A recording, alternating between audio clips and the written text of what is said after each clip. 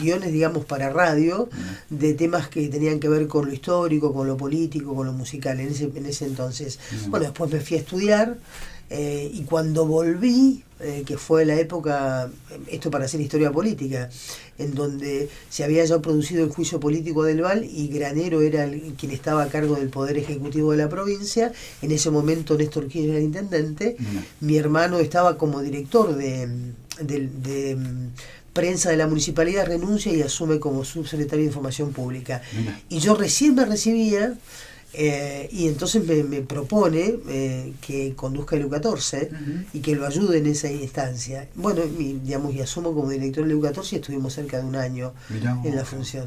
Sí, ¿y cómo ves hoy todo esto de los medios de comunicación? Porque uno habla, y uno habla, y vamos a estar justamente de esto, de lo que es la Diputación y de lo que es la Cámara del Pueblo y demás, y uno ve que hay un nivel que ha descendido en estos últimos años. ¿En los medios cómo lo notas esto? Sí, yo creo que yo creo que hay 2 o 3 cuestiones como para tener en cuenta en cuanto a los medios. En primero es la importante concentración que hay en general a nivel nacional de algunos medios que son, en realidad, cuando se habla de medios concentrados no es una denominación política ideológica, es una caracterización que además tiene una vinculación de tipo económica, lo primero. Entonces vos tenés 10 pequeños espacios, digamos, de medios, cataloguémoslo como nacionales y populares, y después tenés un ámbito muy importante de 270, 280, 300 bocas de expendio con un mismo discurso. Por lo tanto, eso te formatea de alguna manera también un discurso político, y al mismo tiempo hay un trabajo en términos de construcción de sentido en las subjetividades, digamos, eso se ve en cualquier carrera de comunicación. Sí. Y por otro lado, tenés también, digamos, algunos medios comunitarios que funcionan a partir del apoyo que tienen su comunidad, y otros, digamos, que construyen vínculos con determinados sectores en donde una pauta de pronto predetermina la línea editorial de esa emisora. Y bueno, yo creo que Santa Cruz no es ajena a eso. Cuando uno recorre en términos generales, vos tenés un medio que tiene una página web, la mayoría de los medios tienen página web y tienen distintos formatos para comunicarse con la comunidad. Y hay que recorrer fuera de las instancias políticas electorales coyunturales, que por cierto también, digamos, vos podés ver que hay una apuesta importante por una cantidad de medios y las distintas herramientas que ese medio tiene para estar en vínculo, como es un medio, como es una suerte de puente con la comunidad. Pero vos salís de ese espacio en donde hay, digamos, una explosión de, por denominarlo de alguna manera, de candidatos, y por supuesto de las distintas líneas políticas y demás, y vas a ver que hay permanencia de determinado tipo de vínculos políticos, ¿no? Entonces que también no sé si te definen necesariamente un medio, pero de pronto sí definen una línea editorial.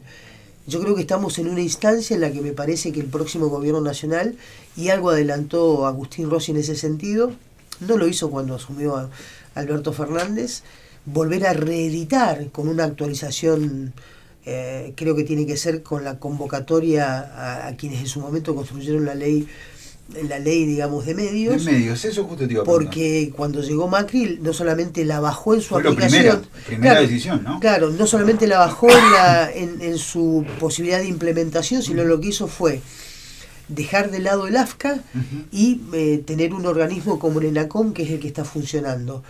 Pero después, digamos, todos los otros contenidos de la ley de medios, que tendía a una democratización general de la palabra y a intentar desmonopolizar esa concentración mediática, que es una concentración mediática económica y política, con lo que eso implica en los escenarios políticos, en los momentos de decisión. No solamente construyen sentido, sino que también construyen modelos económicos para implementación en la Argentina, digamos, precondicionan, y es así. Entonces, es un escenario, en función de tu pregunta, que me parece que es un escenario que ofrece un desafío importante para volver a pensar la ley de medios en estos aspectos que indicaba, pero al mismo tiempo para volver a reflexionar, inclusive con quienes son propietarios de medio, trabajan en el medio o han construido su medio con un trabajo a lo largo de un periodo importante de su vida, volver a poner en la mesa de análisis, de reflexión de quienes trabajan en medios y aman el espacio en el que están, esta nueva reconfiguración. Yo creo que tiene que existir una nueva reconfiguración en donde la palabra como mensaje y demás no esté atrapada a partir de un condicionamiento de tipo político. Hay una descentralización hoy de todo esto. Digo, hoy tenés no sé, estableciendo parámetros, tiempos y demás, quizás la posibilidad ya no de, digo a lo local, ¿no? Sí. Por ahí de tanto empresariado o empresario y más bien periodista o devenido. Digo, hoy hay en Río Gallegos un montón de medios ya dirigidos por periodistas, ¿no? Donde muchas veces cuestionamos y decimos, muchachos, lo que cuestionamos del empresario no lo tenemos que... Claro, sí, yo creo que hay una suerte de reproducción en ese sentido, ¿no?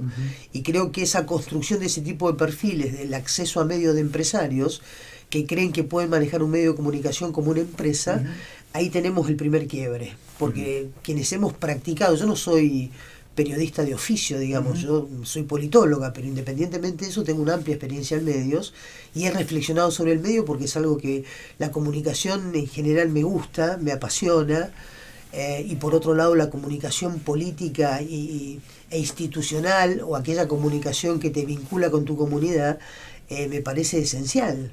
Cuando yo hablo de la democratización de la palabra, tiene que ver con esto, no con que vos impidas que otro piense como piensa, porque claro, la diversidad política, ideológica, de pensamiento es algo que en su diversidad nos enriquece, pero también es cierto que tenemos que tener la posibilidad que esas distintas voces, distintas miradas, distintos pensamientos políticos puedan estar en un ámbito democrático de participación y no limitados o seccionados en función de los intereses de un empresario que de pronto no solamente tiene un medio, sino que además tiene una serie de periodistas o que se dicen periodistas o comunicadores atrapados por una pauta y que no pueden salir de ahí. Entonces reproducen el mismo discurso, que a veces es un discurso dominante permanente, en materia política, en materia ideológica, en materia de cómo se piensa un proyecto de país, y por supuesto eso implica también, no te digo discriminar, sino invisibilizar que hay otra parte importante de la comunidad que también tiene una mirada, que también tiene un proyecto, que también tiene ideas, que también puede reflexionar.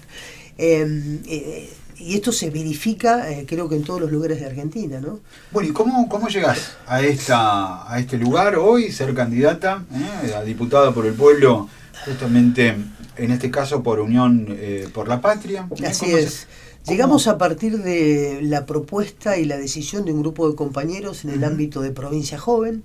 Provincia Joven es un espacio nuevo, una fuerza política nueva, que tiene apenas 1 año y medio, 2 años, que además tiene representación en toda la provincia, y esa representación, yo lo debo decir con mucho orgullo también, es una representación en donde en las listas va un hombre y una mujer y un hombre, ¿no? Esto de la paridad en la representación, en la posibilidad de representar además los intereses populares, porque de eso se trata.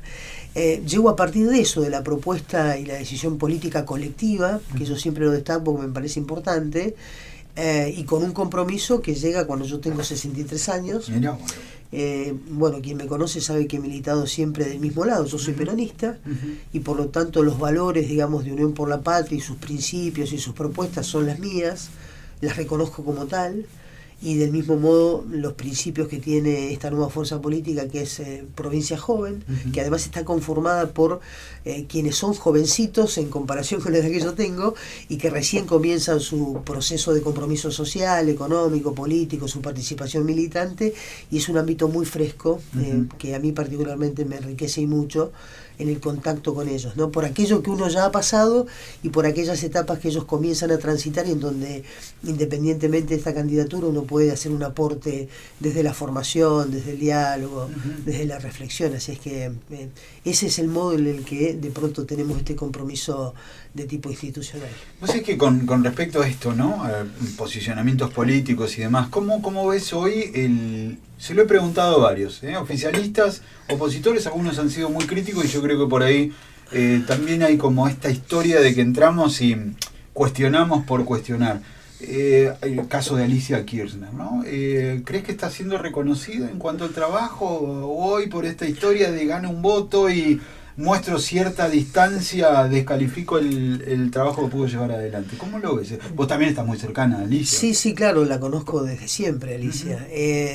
Yo creo que sí, me parece, coincido con esta mirada que tenés, ¿sí? Creo que el reconocimiento a la importante tarea política y de conducción que ha hecho Alicia seguramente va a ser reconocida a posteriori, ¿no?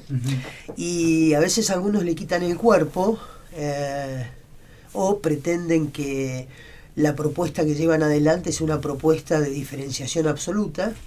Y lo que yo veo, a partir de lo que construyó Alicia, que se tuvo que bancar, utilizo este término vulgar porque me parece que es el adecuado para lo que voy a decir, se tuvo que bancar y transitar desde lo político 4 años en principio con una provincia que no estaba en las mejores condiciones y además con un gobierno nacional adverso, por no decir con todas las miradas puestas los cañones, ¿no? y para entorpecer la posibilidad de una gestión virtuosa, exitosa, que llevase bienestar al pueblo.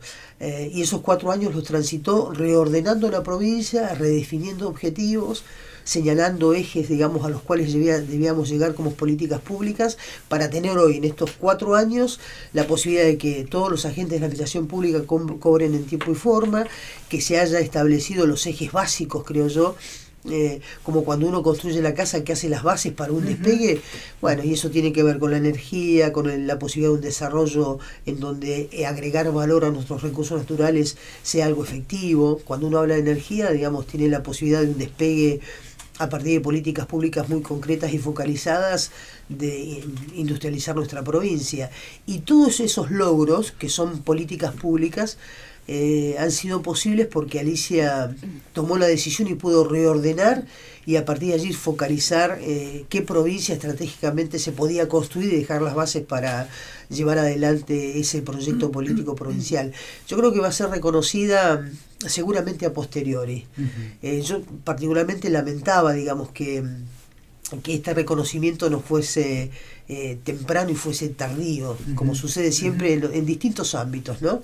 Pero creo que independientemente de eso, la mayoría de quienes la ha acompañado, que la ha votado, que le ha dado su apoyo, entienden perfectamente de qué se trata. Yo recuerdo en la campaña para la reelección, estábamos militando con unos compañeros en el barrio Belgrano. Tocamos una puerta, nos abrió un matrimonio de mediana edad, una señora modista y el señor trabajando en el ámbito de la construcción, creo. Dicen, bueno, venimos a traerle la propuesta de la gobernadora que va por su reelección, y nos miró así, digo, ¿podemos pasar y dialogar con usted? Y dice, sí, Alicia Kirchner, claro, sí, tenía que ser un Kirchner, pero por supuesto, pase. Y a partir de ahí, digamos, los contaba lo que significó para él y para su señora poder llevar adelante, digamos, su trabajo, tener la posibilidad de un trabajo genuino, de no pasar a premios como venía pasando y demás, y digamos, y vinculaba eso con porque la conocían a Alicia desde su tarea, no solamente en el Ministerio que era de Desarrollo Social en su momento, sino por su tarea como gobernadora y después por la instancia que estuvo a nivel nacional. Así que eso también te la define, ¿no? No hay muchas cosas que decir cuando algunos construyen un discurso de la oposición que está fundado... Esto no es algo igual muy argento, ¿no? Pasó en algún momento, ¿te acuerdas con...? Se da siempre, yo creo que se da, ¿no? Sí, se da. Con las construcciones de algunos liderazgos, eso se da con frecuencia. El reconocimiento, no te digo tardío, pero el reconocimiento a posteriori se da en otros ámbitos, como por ejemplo en la educación, en donde el proceso para que vos veas aquello que se ha plantado como estrategia, no lo ves mañana pasado, no, lo ves después de una generación, o lo ves después y ahí podés entender de qué se trató. Y ese es todo un problema cuando uno no tiene memoria receptiva, digamos, y no puede seguir los tiempos de algunas decisiones, ¿no? Yo, de cualquier manera, creo que nuestro pueblo... más allá de cómo vos se los plantees, entiende perfectamente de qué se trata. Por ahí no lo puedo expresar en los términos tuyos o en los términos míos, pero cuando nos ponemos a dialogar estamos hablando de las mismas cosas y si tenemos los mismos sentidos. Señora. Preguntarle justamente a Patricia cómo ve estas elecciones en Santa Cruz, si es diferente a otras anteriores, teniendo en cuenta esto, ¿no? De que no está el apellido Kirchner en ninguna boleta. Sí, por supuesto que primero es diferente por esto, lo cual no es un detalle menor. En segundo lugar, porque significa todo un desafío para el próximo gobernador, porque va a tener que emparejar, no solamente por tener un apellido o no tener un apellido, sino lo que eso implica en función del gobierno que ha llevado adelante. Digo, si alguien se quiere diferenciar, me parece que la va a ver bastante peluda, en el sentido que va a tener que trabajar mucho. Va a tener que mantener el contacto que siempre Alicia ha tenido con su gente. Cuando hablo con su gente, hablo con su pueblo. una profunda sensibilidad y una profunda creatividad, que son dos elementos que Perón señalaba como constitutivos de toda conducción política, ¿no? La sensibilidad y la creatividad para poder estar. Ahora se le dice empatía, ¿no? Es un término, digamos, que lo usamos con relativa frecuencia. Yo creo que ese va a ser el primer desafío para quien gobierne la provincia, pero no solamente por las características que tienen los liderazgos, que en algunos casos son carismáticos, sino, digamos, porque además esos liderazgos implican un compromiso que ya fue efectivo y en acción política, que siempre está como una referencia. Y eso en la memoria popular en general está de ese modo. Así que ese es el primer elemento que encuentro. El segundo elemento que me parece muy importante es que he visto una gran participación de la juventud. Y eso a mí me llena de esperanza, ¿no? Con los candidatos ahora, con los candidatos. Sí. Con los candidatos. Además, una gran participación con mucha frescura, con mucho compromiso, con mucha mística militante, aun cuando son jóvenes, y además con ganas de aprender y de estar no tiene ningún problema en golpear la puerta y hablar con el vecino y contarle en sus términos de qué se trata la propuesta o el candidato que acompañan, y eso me parece que no solamente recrea lo que uno tiene como concepto acerca de lo que es la democracia y la participación política y el compromiso. Yo pasé en mi formación y a lo largo de mi vida, por una cuestión de edad, también por la dictadura. Estudiaba cuando estaba a punto de terminar mi secundario, cuando la dictadura estaba en el poder, y cuando comencé mis estudios universitarios me tocó la etapa del alfonsinismo, que también fue muy complejo para los argentinos llevar esa etapa adelante. Por lo tanto, en el medio el juicio a la Junta, el tema de derechos humanos, los problemas y los obstáculos de tipo económico, el endeudamiento, etcétera. Por lo tanto, mi concepción acerca de la participación política de los jóvenes en un sistema democrático, y cuando veo esto, esa concepción, digamos, yo la recreo y se llena de esperanza, porque realmente los pibes son el futuro, ¿no? Pues es que ahí tenemos estos parámetros o estas cuestiones que hoy están ocurriendo en nuestra sociedad. Yo lo veía en el supermercado acá del barrio Belgrano. Sí. Los chicos que estaban justamente con esto, trabajando, militando, entregando, brindando propuestas, charlando con la gente. Por ahí se animaban a una persona grande a decirle, esa persona parece que le había dicho que no iba a ir a votar, que hoy está pasando mucho también. Por eso te digo, hay como una, no sé si una contraposición o es un... Yo no he visto apatía, Julio, ¿eh? Bien. No he visto ni apatía ni desinterés. Ajá. Por ahí alguna molestia, porque el momento general, no solamente de Argentina, sino de América Latina, es complejo, sobre todo en lo económico. Pero no he visto, digamos, un rechazo a. Yo creo que hay que estimularlo y hay que recrearlo, lo cual es complejo, por esto que vos señalás, ¿no? Vos decís, la molestia está ahí dando. Claro, la molestia, cierta insatisfacción, que es comprensible. Yo vivo en un barrio re popular, vivo en el barrio 499. Cuando mi padre muere, esa casa me la deja para mí. Yo antes estaba alquilando. Y bueno, y en función de dónde vivo y los vínculos, digamos, que tengo con mis vecinos y el lugar en donde voy y compro, yo veo eso, digamos, no me es nuevo. Por lo tanto, el modo de poder comunicarse tampoco es nuevo, porque uno de manera cotidiana comparte las mismas preocupaciones. Yo no estoy por ahí esto de también eso. tiene que ver con este show que tenemos en los medios. No va a ir a votar nadie, porque tiene un poco que ver con esto, más allá de que hay algunos indicadores que se han visto números de voto en blanco y demás. O de cierto ausentismo, digamos. Sí. Nosotros no tenemos en la provincia de Santa Cruz es un porcentaje significativo. No es para nosotros eso, digamos, no ha sido un inconveniente, pero en las últimas elecciones, si bien en algunos casos son de las PASO, se ha verificado, digamos, un porcentaje importante de ausentismo, de no participación y demás. Yo creo que hay que seguir insistiendo, porque el único modo de sostener un sistema democrático es con el compromiso de todos sus ciudadanos, y que el sistema democrático en última instancia es perfectible. No es el mejor que tenemos, según algunos. Yo creo que es el mejor que tenemos en función de nuestro contexto, ¿no? En general. Y creo que no comienza y termina en la emisión del voto, que implica mucho más. Y ahí creo que hay un abanico importante, no solamente de la dirigencia política, sino de los partidos políticos, de las nuevas reconfiguraciones de las identidades políticas, como para estimular esa participación, que el vecino sienta, que el ciudadano sienta que su participación, su compromiso es importante y que las políticas que se llevan adelante tienen mucho que ver con lo que él de pronto hace llegar como una demanda, como una propuesta. Y yo creo que esa instancia hay que recrearla, que es un compromiso de todos, ¿no? Amigos, está justamente en nuestros estudios Patricia Aguirre, candidata a diputada justamente por el pueblo, y como decíamos, ¿no? En este caso la idea es poder conocer las propuestas que están llevando adelante, cómo ve esta legislatura provincial, esta conformación que puede ver.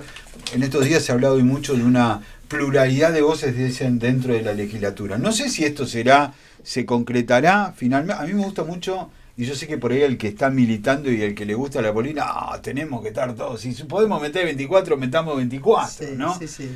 Pero uno señala en este caso qué bueno estaría unos debates de esos como los que se daban hace muchos años atrás. El otro día me decía un candidato, ¿te acordás la foto? Me dice, yo tengo una foto en casa de lo que fue la conformación, llegada a la democracia en el gobierno de Puricelli, dice, que era bueno, las discusiones también que hubo durante la gestión del propio Néstor, ¿no? Claro. Bueno, yo recuerdo que era muy jovencita, todavía no me había ido de acá de la provincia a estudiar, y solía ir a los debates que se armaban en la Cámara de Diputados, escucharlo al Chango Casuriaga, a Zanini, a Melgarejo, viejo diputado radical, digamos, con representación inclusive nacional, a Cristina también, y era unos espacios que te obligaban a vos, a partir de esa escucha, a leer, a investigar, a plantearte el conocimiento de determinados temas. Era un aprendizaje político para que vos pudieses ver cómo funcionan uno de los poderes del Estado. Entonces esas personas que estaban ahí, los vecinos o los ciudadanos la habían elegido para que estuviese ahí. Y por lo tanto daban muestra de eso, no solamente por los debates, sino además por la presentación, digamos, de proyectos, que era, por cierto, numerosa y enriquecida esa presentación, y al mismo tiempo la defensa de su propio proyecto, pero al mismo tiempo la construcción de consensos a partir de esos debates.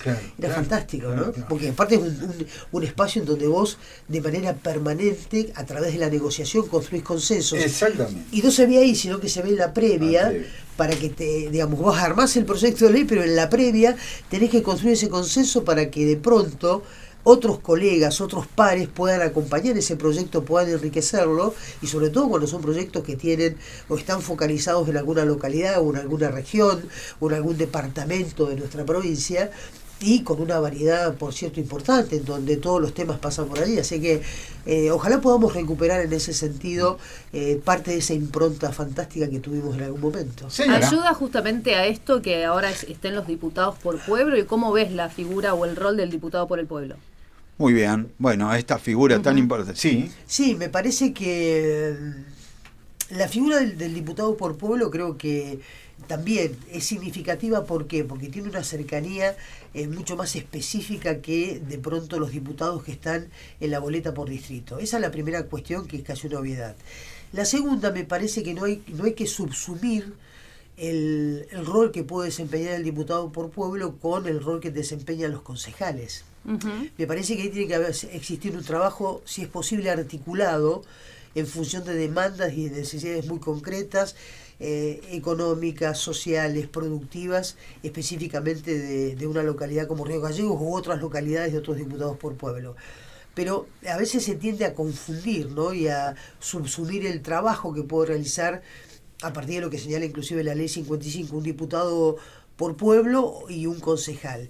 Yo creo que ese trabajo articulado y ese entendimiento y el conocimiento, por supuesto, de en este caso de nuestra localidad o de las otras, donde son los diputados por pueblo, creo que pueden hacer un aporte, creo de hecho que hacen un aporte valioso, porque no dejan de ser diputados provinciales, pero el poder focalizar con mayor experiencia, si querés, con mayor conocimiento, o en algún caso con mayor experiencia, pero esencialmente en cuanto a la producción de los proyectos o la creación de los proyectos, ser acompañados por sus pares cuando de pronto un proyecto, te pongo un ejemplo, que el otro día estaba charlando con algunos compañeros de zona norte y de centro, el tema de las mascotas en Gallegos, que se ha definido como un municipio a partir de una ordenanza, que creo que esa ordenanza sigue en vigencia, fue la ordenanza de Esteban Mianovich, de un municipio no eutanásico. No es un tema menor. En todas las localidades de la provincia de Santa Cruz, las mascotas son un problema. ¿Yo qué digo? Doy vuelta a ese discurso y digo, no, las mascotas no son un problema. La tenencia no responsable es un problema, que genera que las mascotas sean un problema. Porque tendemos a echarle la culpa al pobre animal, que lo que hace es intentar sobrevivir. Pero lo cierto es que hay también, entre comillas, propietarios de las mascotas que no ejercen esa responsabilidad de ser responsables, digamos, en cuanto a una tenencia, y tenemos el problema que tenemos. Bueno, y yo no he visto ninguna política pública de los municipios en general. Si la conocen en extenso, le pido que me corrijan y me aporten ese dato, porque seguramente me va a ayudar mucho, que esté focalizada en decir, bueno, a ver, ¿cómo resolvemos este tema entre todos? Cuando digo entre todos es con políticas públicas muy concretas que no solamente nacen y terminan en una campaña de tenencia responsable, con procesos de castración que no sean de 5 por día, porque vos castrás 5 perros y te nacen 200, con además la posibilidad de tener un acuerdo con las organizaciones que son de protección de animal, con la participación de los centros, digamos, del colegio de veterinarios, con la participación de la comunidad, y sabiendo que en función de los datos que uno tiene, ese problema no lo resolvés con un periodo de un intendente, que tenés que tener por lo menos 8 años o 12 años de una política permanente, constante, para resolver ese problema.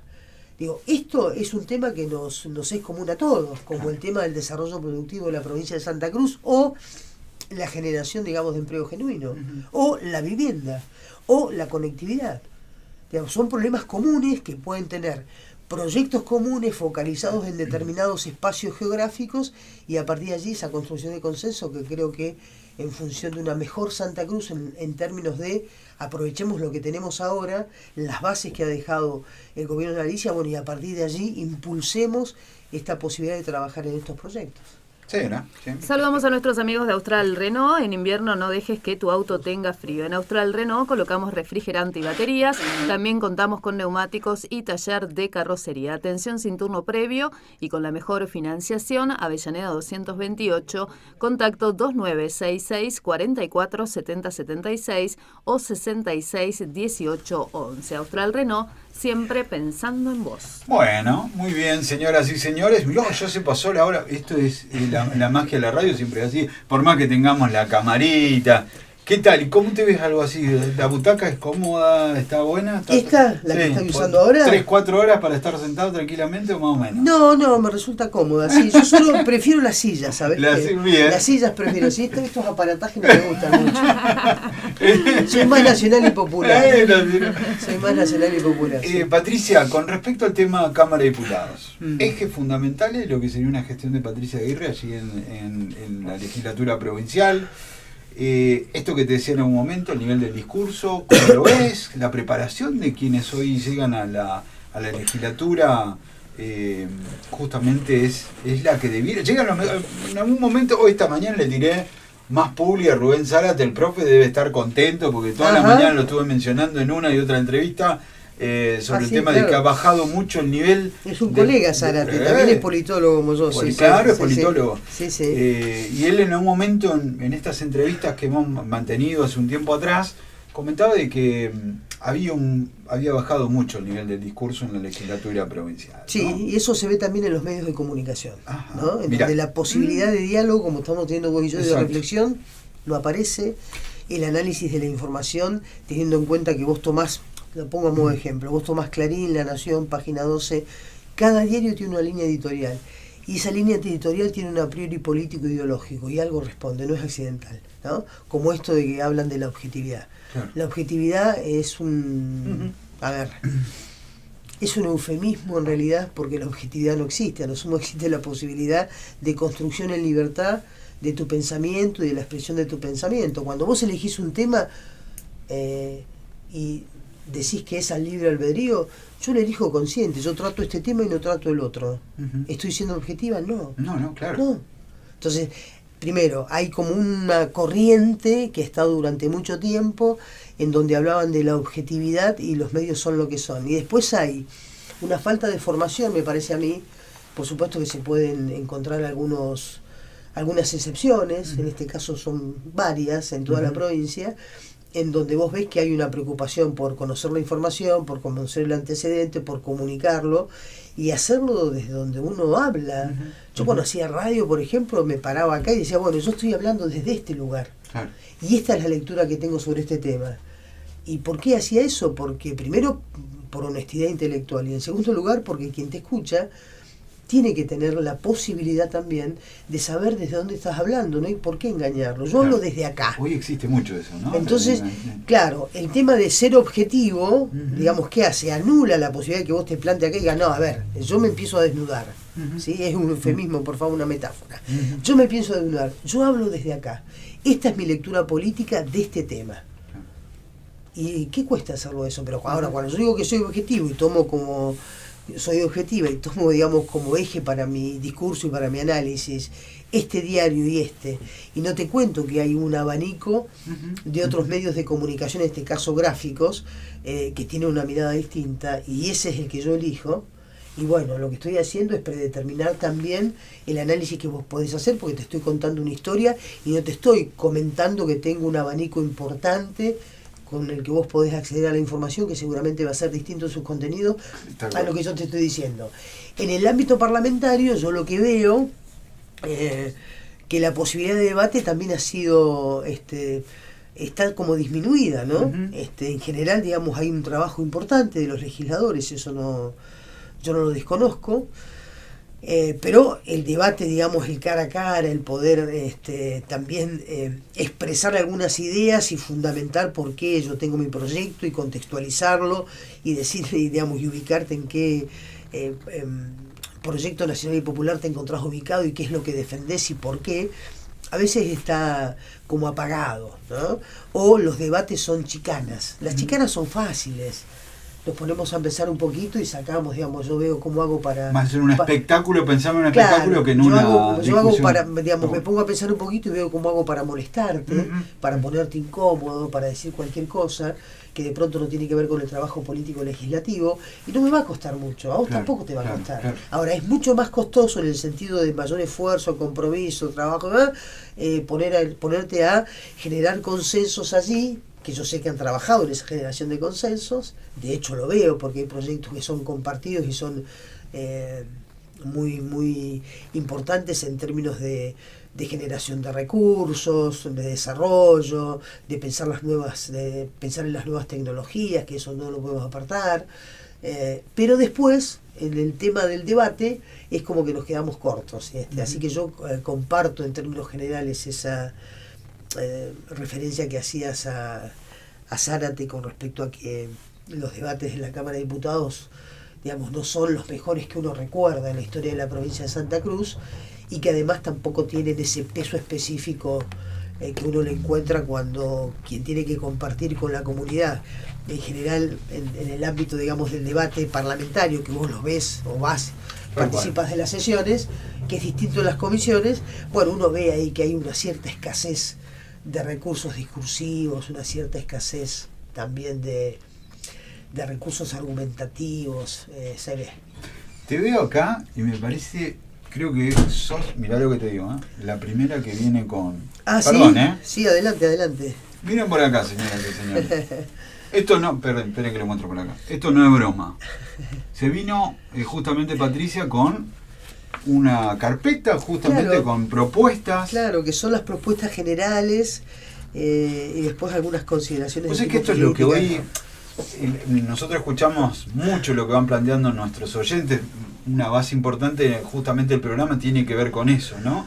Ubicados ahí en ese lugarcito, en lo que la gente va señalando. La gente no quiere que se pelee, la gente lo que quiere es: quiero escuchar, quiero saber qué me propones, cómo resolvemos este problema. Exactamente. Y no, porque Alicia, yo quiero que resuelvan el problema. Tenemos este lío hoy justamente con el tema de que todos lo tocan, el de educación, y acá le he planteado mucho, le dije, ustedes están hablando de educación ahora porque están todos con el tema educativo y puede rendir justamente en un discurso, pero lo que necesitamos... Lo han tomado como un recurso con profundo desconocimiento, casi ignorancia en algunos temas.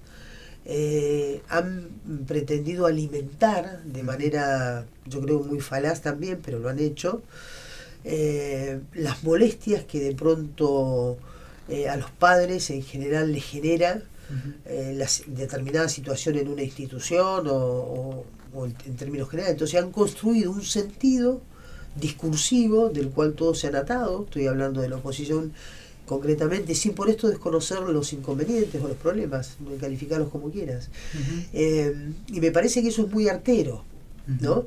Porque la educación no es un dato menor para nuestra provincia, ni tampoco para los pibes, ni tampoco para los padres. Nosotros tenemos una educación pública que es mayoritariamente, congrega cerca del 80%, 82%, 83% de educación pública, de gestión pública, ¿no?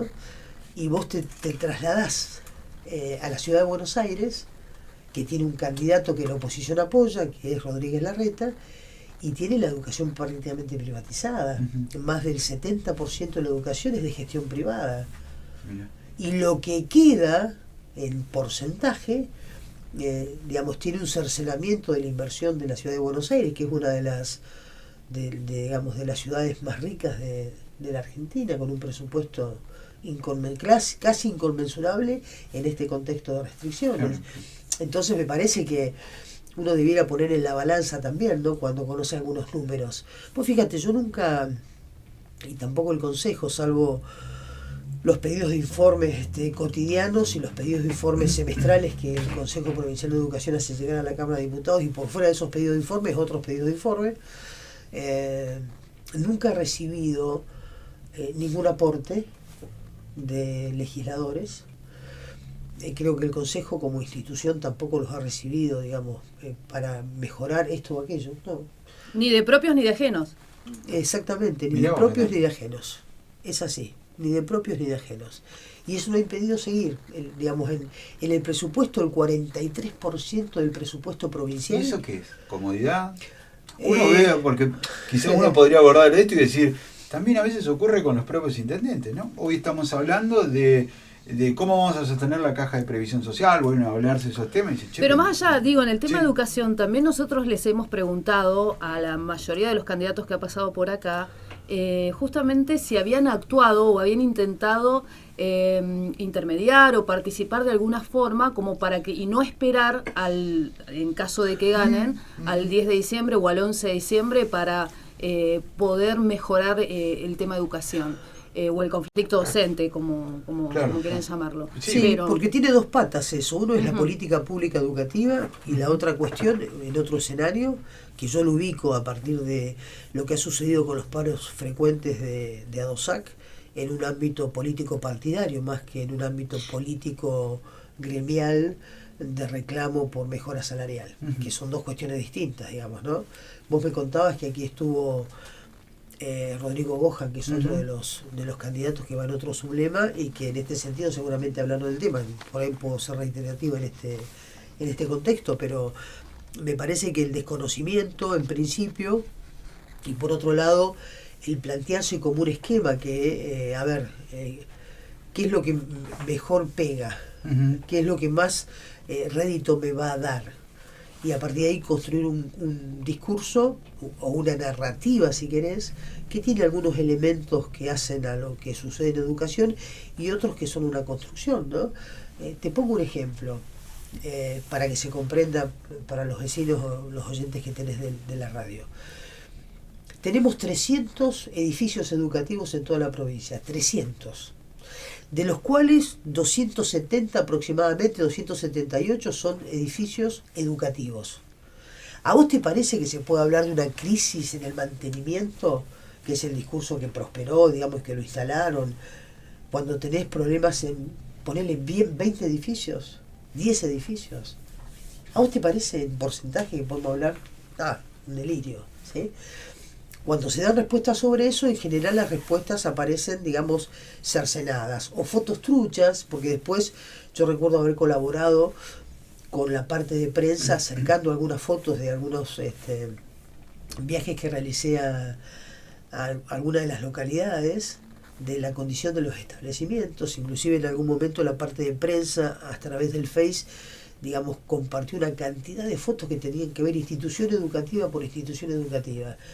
Digamos, hemos llegado a un extremo en el que cuestiones que son de mantenimiento cotidiano, porque vos ves que de pronto se rompen los picaportes, ¿sí? ¿Quién puede romper un picaporte? Pero se rompen. Se rompen las varijitas de las ventanas para la ventilación.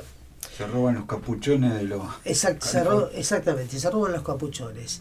Después, casi fue una tragedia que no sucedió, pero en el Colegio Guatemala no fue un hecho vandálico, fue algo mucho más difícil de definir, porque me sale cualquiera, te digo, si lo tengo que definir con la desazón que esto se genera. Una caldera, 2 calderas, 3 calderas y, digamos, con una carga que va de gas en donde, con una llave que vos seguramente conocés mejor que yo, que no es el destornillador común, es esa hexagonal. Sí. Por lo tanto, quien fue a, digamos, aflojar... Se lo hizo, ya hay una preparación, una previa... Digamos, y ahí hay una denuncia penal realizada, ahí hay una investigación interna también que se está haciendo, y el portero se dio cuenta de la pérdida de gas, sintió que había gas. Claro. Y automáticamente, digamos, avisó a la directora de nivel, fueron los bomberos, después de llegar los bomberos fue Camusi, pero no sabés lo que fue eso. Y si a alguien se le ocurría prender un fósforo ahí o prender la caldera de otra manera, porque, digamos, la circulación de ese gas allí. Entonces yo digo, con esto no quiero decir que haya un sabotaje permanente, que no se malinterprete lo que digo, pero eso es permanente en las instituciones educativas, o de pronto si en algún momento tenés posibilidad de hablar con Silvana Aybar, que es la subsecretaria de mantenimiento, dialogar con ella porque tiene una memoria que es admirable y tiene, digamos, registro de institución educativa por institución educativa, aunque todo el tiempo tenga que estar viendo qué pasa con los inodoros porque están tapados, o las mochilas que se rompió no sé qué cosa, o los flotadores que de pronto... Entonces vos decís, eso que te genera molestia, que se vincula. Es cierto que hay problemas con algunas calderas, que los repuestos no llegan. Es cierto que los cortes de luz han generado que se apaga la caldera. Vos para poder retorna el suministro de energía eléctrica. El agua. Tenés que cargar todo y esperar. La presión, tiene que llevar exactamente, y vos tenés que esperar y después prender la caldera. Bueno, o de pronto la circulación de gas hemos tenido, que me contaban de Río Turbio, la presión del gas es menor, por lo tanto el calor, digamos, que genera esa caldera también es menor. Entonces tenés un ambiente de tibio a frío. Bueno, son pequeños ejemplos, pero digo, estas cuestiones suceden. Entonces cuando sucede eso yo me pregunto, como lo que te contaba a modo de anécdota de la rotura de los vidrios. En el Colegio Guatemala, otra, digamos, en 3 semanas era un promedio de 180 vidrios. Qué bárbaro. Entonces, hoy ¿cambiaron los vidrios o no cambiaron los vidrios? Sí, los vidrios se cambian, por supuesto. Y la pregunta que yo me hago es, ¿quién va a destruir? ¿Por qué rompen los vidrios? Si es un colegio público, que va a ser para su hijo, para el otro, para los que no nacieron, para los que vienen, no le pertenece a una gestión política, no, le pertenece a la comunidad. Entonces, eso que es culturalmente apropiado, poder instalarlo, para que eso se proteja, para que eso se cuide. Yo hoy paso por el colegio en el que hice mi primario, que es el colegio 19 ahí en Kirchner y Magallanes, Sí. o el Advocal, que hice mi secundario. Yo paso por ahí o entro a veces y yo me emociono, yo quiero profundamente esas instituciones. Y en mi época no destruíamos nosotros, no rompíamos, ¿viste? Claro, Con esto no quiero decir que le atribuyo a los pibes, a nuestros pibes, digamos, que vayan y rompan, no. Pero digo, no había en el ánimo social, digamos, esto de querer destruir, de querer atentar contra. Y yo noto que hay, digamos, no sé quiénes son, yo no se los puedo atribuir a nadie porque sería de mi parte, digamos, una irresponsabilidad, pero eso sucede. Bueno, muchas veces lo vemos también, no solamente en el ámbito educativo, y esto es quizás tenga que ver con un problema.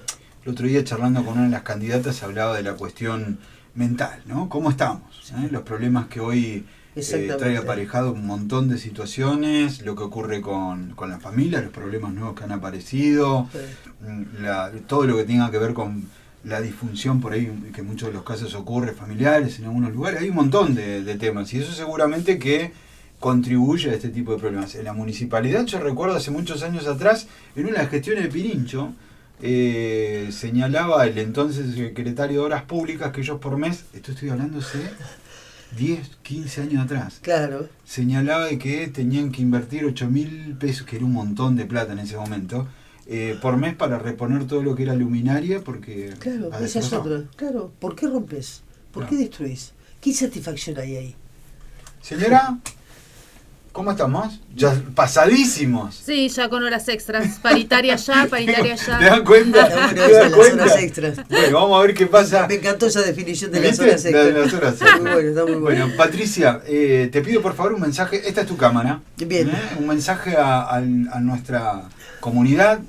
Lógicamente, vos vas como candidata a diputada justamente por el pueblo de la ciudad de Río Gallegos. Contanos quiénes te acompañan y el mensaje justamente. Bueno, me acompaña Pablo Ruiz, que es candidato a diputado suplente. No es el cantante, ¿no? No, tiene un ¿Pero nombre. tiene un aire?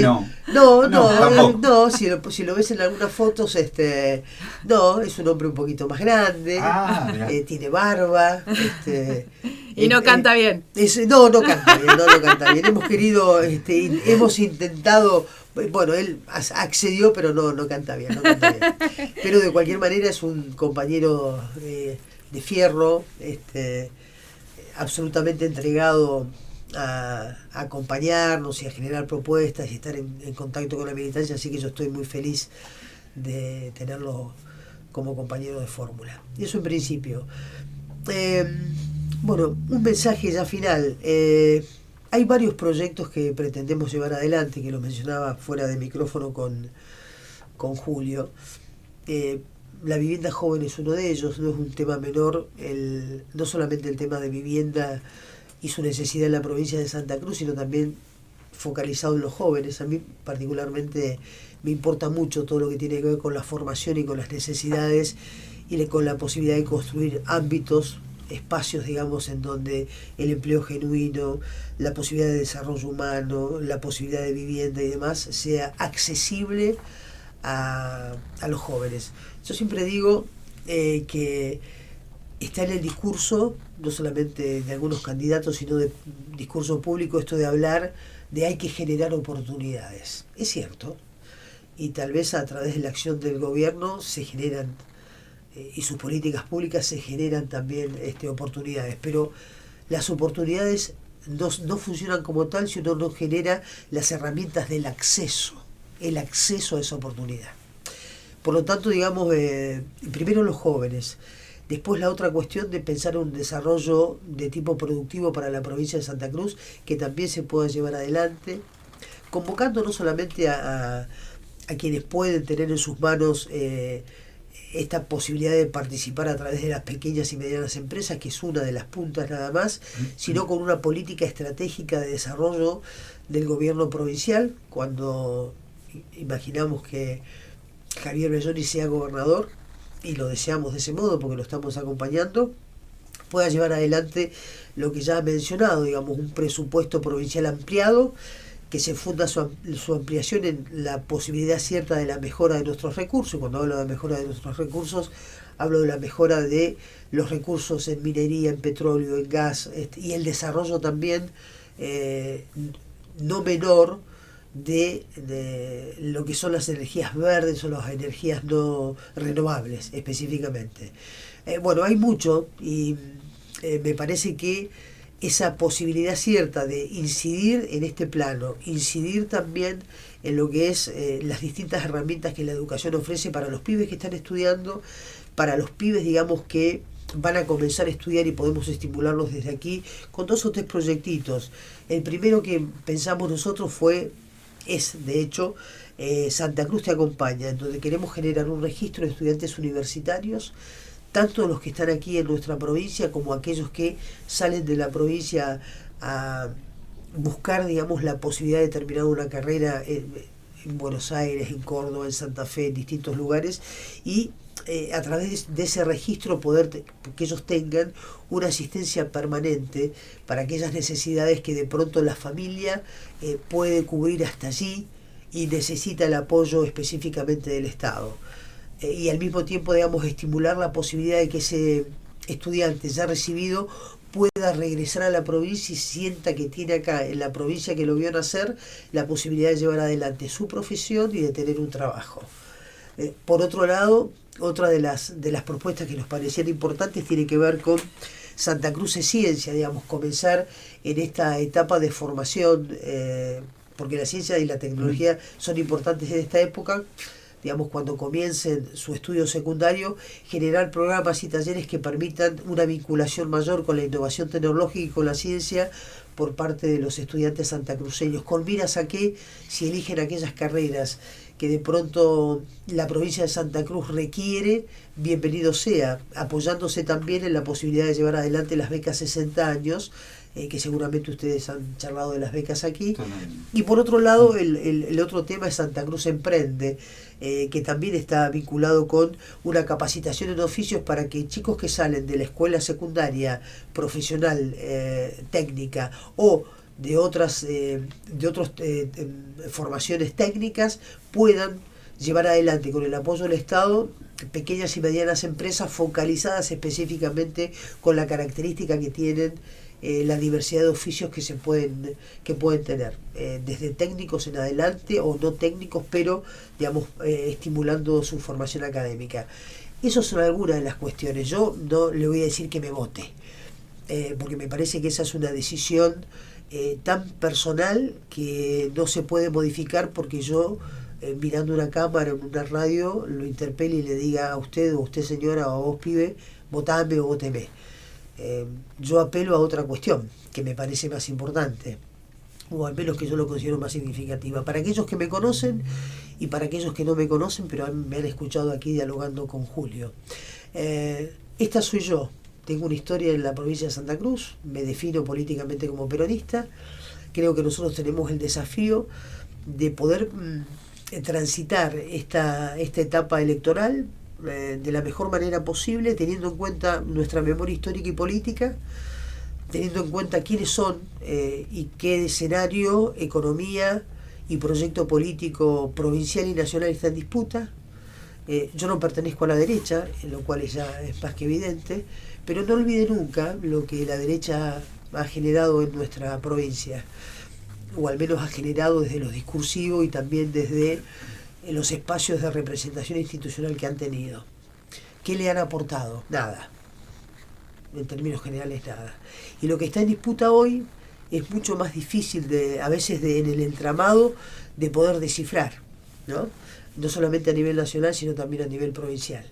Yo apuesto en ese sentido, primero a la memoria histórica de los santacruceños, aquellos que me conocen, que saben que primero mi concepción política e ideológica es esa y yo no la escondo. En segundo lugar, que siempre que he ocupado un espacio de representación política institucional he hecho honor a ese cargo, y hacer honor a ese cargo significa desempeñar los objetivos y las funciones con absoluta honestidad y con absoluto compromiso y convicción. Y estoy aquí hoy como candidata a partir de hacer una referencia no de tipo personal, porque cuando uno de pronto acepta la posibilidad de ser candidata lo hace a partir de una a priori que es una decisión de tipo colectiva, que a mí particularmente me enorgullece y me honra. Y por otro lado, yo siempre he mantenido firme mis compromisos, digamos, no soy alguien que por una simple expresión, digamos, le puedan torcer el brazo o doblar la mano. Así es que cuando esté en la Cámara de Diputados, si usted decide acompañarme o decide que el proyecto político que yo represento es el adecuado para nuestra amada Río Gallegos y para nuestra amada Santa Cruz, voy a representar los intereses populares. Yo no represento otro interés que no sean los intereses populares.